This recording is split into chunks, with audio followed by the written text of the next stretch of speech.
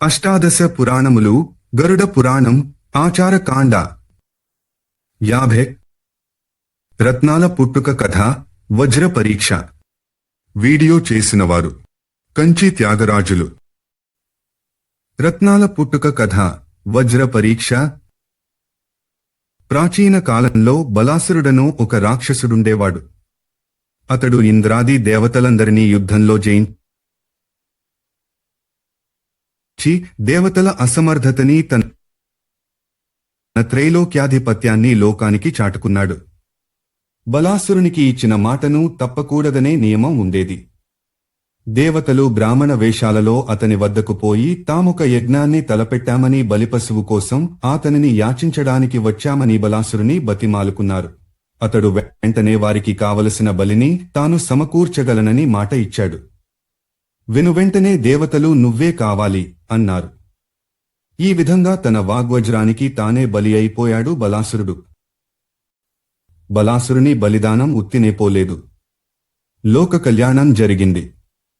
సామాన్యులు చేసే యజ్ఞానికే కీటక సంహారం, కాలుష్య నివారణం, నగరశాంతి వంటి లోకమంగళకర కార్యాలు జరుగుతాయి కదా.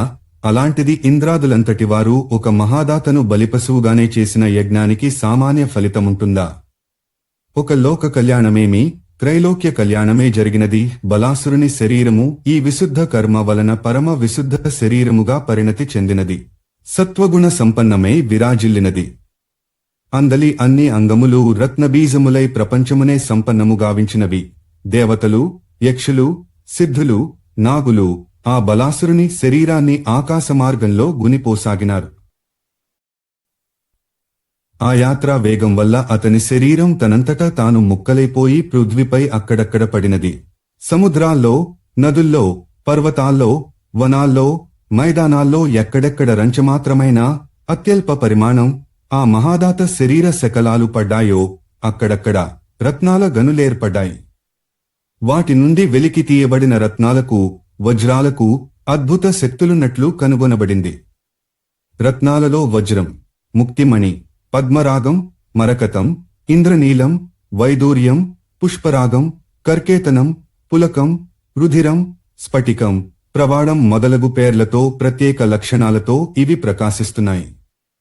జ్ఞానపు అవలియొడ్డును చేరగలిగినంతగా తెలివిడి కలిగిన పారదర్శులు, విద్వజ్జనులు ఈ రత్నాలకు ఆయా పేళ్లను వాటి వాటి లక్షణాలను, కలిమి ఫలాలను కూలంకషంగా విశ్లేషించి వివేచించి పెట్టారు. ఈ విద్వాంసులు ముందుగా రత్నం యొక్క ఆకారం, రంగు, గుణం, దోషం, పరీక్ష, మూల్యాదుల జ్ఞానాన్ని తత్సంబంధిత సర్వశాస్త్రాలను అధ్యయనం చేసి దాని ఆధారంగా శుభాశుభాలను నిర్ణయిస్తారు. ఈ అధ్యయనం అరకొరగా ఉంటే అశుభాలు కలుగుతాయి. ఇక్కడొక విచిత్రమేమిటంటే తప్పుడు రత్నాన్ని ధరించిన వారికేగాక ఆ రత్నాన్ని పెట్టుకోమని సలహా ఇచ్చిన వారికి కూడా దుష్ఫలితాలు కలుగుతుంటాయి.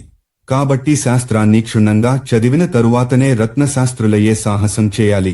ఐశ్వర్యాన్ని కోరుకునేవారుగాని ఇతరులుగాని బాగా పరీక్ష చేయబడిన అత్యంత శుద్ధమైనవిగా ధృవీకరింపబడిన రత్నాలనే ధరించాలి. రాజులైతే అట్టి రత్నాలను సంగ్రహించి ఉంచాలి. కొన్నింటినీ కాలానుగుణంగా ధరించాలి. ఇక రత్న ప్రభావాల విషయానికొస్తే సర్వప్రథమంగా మహాప్రభావశాలిగా చెప్పబడుతున్న వజ్రం గురించి తెలుసుకోవాలి. బలాసురుని ఎముకలు ఎక్కడెక్కడైతే పడ్డాయో అక్కడ అవి వజ్రాలుగా నానా రూపాలలో ఏర్పడ్డాయి. హిమాచల, మాతంగ, సౌరాష్ట్ర, పౌండ్ర, కళింగ, కోసల, వేణ్వాతట, సౌవీర అను పేర్లుగల 8 భూభాగాలు వజ్రక్షేత్రాలుగా విలసిల్లుతున్నాయి. హిమాలయంలో పుట్టిన వజ్రాలు తామ్రవర్ణంలోనూ వేణుకాతటంలో ప్రాప్తించినవి చంద్ర సమాన శ్వేతకాంతులలోనూ సౌవీర దేశంలో లభిస్తున్నవి. నీలకమల, కృష్ణమేఘ వర్ణంలోనూ, సౌరాష్ట్ర ప్రాంతీయ వజ్రాలు తామ్రవర్ణంలోనూ, కళింగ దేశీయ వజ్రాలు బంగారు రంగులోనూ వెలుగులను విరజిమ్ముతూ ఉంటాయి. ఈ కోవలోనే చెప్పుకోతగ్గ కోసల దేశీయ వజ్రాల వర్ణం పసుపు పచ్చ కాగా పుండ్ర దేశీయ వజ్రాలు శ్యామల వర్ణంలోనూ, మతంగ క్షేత్రపు వజ్రాలు లేత పసుపు రంగులోనూ ఉంటాయి. కొన్ని ప్రత్యేక లక్షణాలున్న వజ్రంలో నిత్యం ఎవరో ఒక దేవత నివసిస్తుండటం జరుగుతుంది.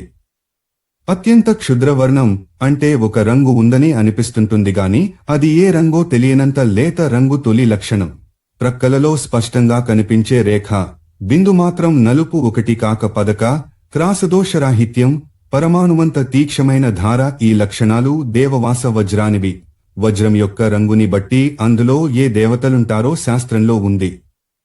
ఆకుపచ్చ, తెల్ల, పచ్చ, పింగళ, నల్ల, రాగి రంగుల వజ్రాల్లో క్రమంగా విష్ణువు, వరుణుడు, ఇంద్రుడు, అగ్ని, యముడు, మరుత్తులు ప్రతిష్ఠితులే ఉంటారు. ఒకటి కాకిపాదం. ఏ వర్ణాల వారికే రంగుల వజ్రాలు ధరించుటకు ప్రశస్తమో కూడా శాస్త్రంలో చెప్పబడింది. బ్రాహ్మణులకు శంఖ, కుముద లేదా స్ఫటిక సమాన శుభ్ర వర్ణమున్న వజ్రాలు ప్రశస్తం. క్షత్రియులు శశ, చంద్ర వర్ణం లేదా బభ్రుభూర వర్ణాలు లేదా కనుపాపల రంగులో నుండు వజ్రాలను ధరించడం మంచిది. వైశ్యులు కుంకుమ లేదా లేత అరిటాకు రంగులో ఉన్న వజ్రాలను పెట్టుకోవాలి. శూద్రులకు వెండి రంగులోనున్న వజ్రాలు శ్రేష్టం. విద్వాంసులు రాజులకు ముఖ్యంగా 2 రంగుల వజ్రాలు మిక్కిలి ప్రశస్తమని, ఇవి మిగతా వర్ణాలకు అంతగా మేలు చేయవని చెప్తారు. జవావర్ణం ఎరుపులో ఒక రకం, పగడ సమానరక్తవర్ణం కలిపి ఉన్న వజ్రం లేదా మామిడి పండు రసం వంటి పసుపు రంగు వజ్రం రాజులకు లాభదాయకం. వర్ణసాంకర్యం రత్నాల విషయంలో కూడా మంచిది కాదు. పైగా దుఃఖదాయిని. రంగును చూసి అంతమాత్రాననే తృప్తిపడిపోయి రత్న సంచయాన్ని చేయరాదు. అంటే ఆబగా ఇంటికి తెచ్చేసుకోకూడదు. ఎందుకంటే దోషయుక్త రత్నాలు ఇంటికి హానిని చేస్తాయి. మంచి గుణాలున్న రత్నాలైతేనే ఇంటికి అందులోని వ్యక్తుల వంటికి ఆరోగ్యాన్ని, ధనాన్ని తేగలవు. వజ్రాన్ని జాగ్రత్తగా చూసి ఎక్కడా పగులుగాని, కొమ్ముల వద్ద విరుగుగాని, బీటలుగాని లేకుండా ఉంటేనే తేవాలనే ఆలోచన పెట్టుకుని తదుపరి గుణాలను పరీక్షించాలి. కోణాలు సూదిగా మొనదేలినట్లుండాలి. అగ్గిలో పుటం పెట్టి అప్పుడే తీసినట్లే ఎప్పుడు చూసినా ఉండాలి. మరకలుండకూడదు. ఒకవైపుగాని మొనల్లోగాని దెబ్బతినిపోయి పొడిరాలుతున్న వజ్రాన్ని ధరిస్తే స్వచ్ఛంద మరణాన్ని వరంగా పొందినవాడైనా సరే శీఘ్రం మృత్యువు నోట పడిపోతాడు. మధ్యలో బిందు చిహ్నాలు, నీటి చుక్కల వంటి ఆకారాలు కనబడే వజ్రాన్ని ధరిస్తే ఇంద్రుడంతటి వాడైనా దరిద్రుడైపోతాడు. ఖానిక అనగా గని నుండి వచ్చిన షట్కోణ, అష్టకోణ, ద్వాదశకోణ, షట్పార్శ్య, పార్శ్వ, ద్వాదశ పార్శ్వ, షడ్డార, అష్టధార, ద్వాదశధార, ఉత్తుంగ, సమ, తీక్షాగ్ర వంటి గుణాలు వజ్రాల సహజ గుణాలు. షట్కోణ, విశుద్ధ, నిర్మల, తీక్షధారగల, లఘు, సుందర పార్శ్వ భాగములున్న నిర్దోష, నిర్దుష్టమైన ఇంద్రుని వజ్రాయుధ లక్షణాలున్న వజ్రమొకటి అంతరిక్షంలోనున్నదని, అది సర్వోత్కృష్టమని, దానిని భూమిపైకి తేవడం కష్టసాధ్యమని విద్వాంసులు చెబుతుంటారు. తీక్ష, నిర్మల, దోషశూన్య వజ్రాన్ని ధరించేవాడు తన జీవన పర్యంతము ప్రతిదినము స్త్రీతో భోగించగలడు. సంపద, పుత్ర, ధనధాన్య, పశు సంపదలు నిత్యం వృద్ధి చెందుతుండగా బహుకాలం సుఖంగా జీవిస్తాడు. వానిపై ఎవరైనా సర్ప, విష, వ్యాధి, అగ్ని, జల, తస్కరాది ఆయుధాలను పంపినా, అభిచారమంత్రోచ్చాటనాది ప్రయోగాలను చేసినా అవి వానిని చూసి దూరం నుండే పారిపోతాయి. వానినేమీ చేయలేవు. కొన్ని ప్రత్యాగ మితాలైపోతాయి. అంటే ప్రయోగించిన వాని పని పడతాయి. ఏ దోషమూ లేకుండా 20 బియ్యపు గింజల బరువుండే వజ్రం మిగతా వజ్రాల కంటే రెట్టింపు ధర పలుకుతుందని మణిశాస్త్ర పండితులంటారు. ఆ పరిమాణం 3వ వంతు, సగభాగం, 4వ వంతు, 13వ వంతు, 30వ, 60వ, 100వ, 1000వ వంతున్న వజ్రాలు, అలాగే పైన చెప్పిన వజ్రం కంటే అధిక భారమున్న వజ్రాలు కూడా ఉంటాయి. వాటి విలువ వాటి బరువును బట్టే ఉంటుంది. ఇక్కడ బియ్యపు గింజ కూడా ప్రత్యేకమైనది ఉంటుంది. దాని బరువు 8 ఎద్దు ఆవగింజల బరువుతో సమానమే ఉండాలి. ఏ దోషమూ లేని వజ్రాన్ని నీటిలో వేస్తే మునగదు. పైగా ఈత కొడుతున్నట్లుగా తేలుతూ ఆడుతుంది. అది రత్నాలన్నిటిలో సర్వశ్రేష్టము. దానిని ధరించుట శుభకరము. దోషాలు దొరుకుతున్న కొద్దీ దానికి విలువ తగ్గిపోతుంటుంది. వాటిని కొని ధరించడం వల్ల నష్టం జరగవచ్చు.